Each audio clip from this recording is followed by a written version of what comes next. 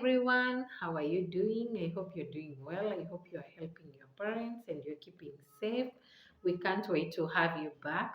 So, today we want to learn, Teacher Hilda, and today we want to learn about conserving wild animals.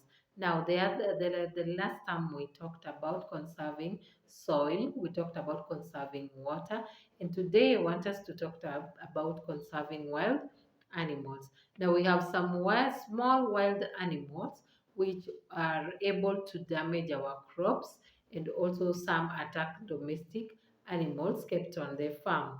So an example is the weaver bird. Do you know a weaver bird? So this is the picture of a weaver bird.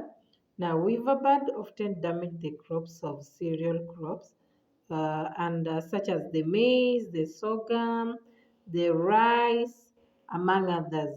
And how do we control the weaver bird? We often use the scarecrow and during the harvesting time, okay?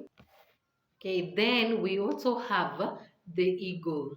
So an eagle and a hawk. So an eagle and a hawk, they also feed on young chicks, and they kill chicks, and they also eat their flesh.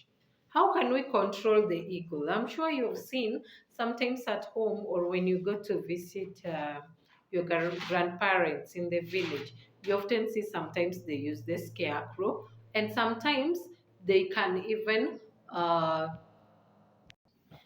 you've often had maybe your grandmother or some people shooing away the eagle when it comes to take the chicks. So we can control the eagle and the hawk by using a scarecrow, and also by time harvesting of fruits, and also by housing our young chicks against the hawks and the eagle. Okay, so here is the picture of the. So there we have the eagle. Are you able to see it?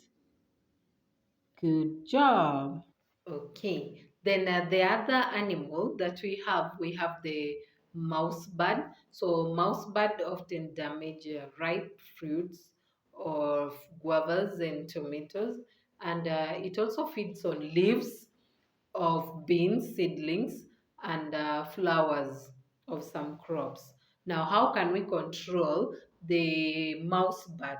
We can control the mouse bird by also using the scarecrow, and also by time harvesting and keeping our or housing our young chicks. Okay.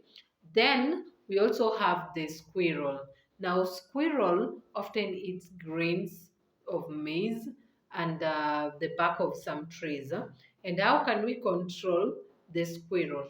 We can control the squirrel by using safe traps to catch them, okay? And we can also use the human hunting dogs. uh, and we can use the dogs to maybe scare them away, okay? Then lastly we have the mole. So there we have the mole, and we said that the mole likes eating crops, roots such as sweet potatoes, the sugarcane, and the maize. And how can we control it? So we can control it by planting sweet potatoes and cassavas on the on the model rather than on the ridges, and also by keeping our farm trees far from weeds. So that is how we can be able to control some of these wild animals. So I'll get to give you some short notes, and you'll be able to try out some of those questions. That is the end of our lesson today, and bye bye.